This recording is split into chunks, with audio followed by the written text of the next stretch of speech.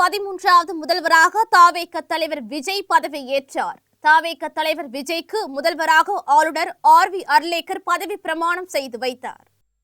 C Joseph Vijay எனும் நான்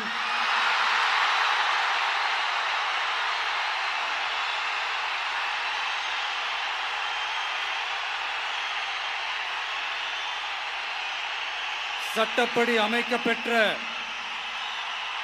இந்திய அரசியல் அமைப்பின்பால் உண்மையான நம்பிக்கையும் மாறா பற்றும் கொண்டிருப்பேன் என்றும்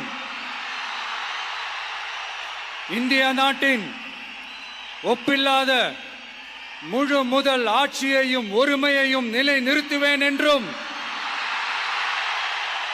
தமிழ்நாட்டு அரசின் முதலமைச்சராக உண்மையாகவும் உளச்சான்றின்படியும் என் கடமைகளை நிறைவேற்றுவேன் என்றும் அரசியல் அமைப்பிற்கும் சட்டத்திற்கும் இணங்க அச்சமும் ஒருதலை சார்பும் இன்றி விருப்பு வெறுப்பை விலக்கி பலதரப்பட்ட மக்கள் அனைவருக்கும் நேர்மையானதை செய்வேன் என்றும் ஆண்டவன் மீது ஆணையிட்டு உறுதிமொழிகிறேன்.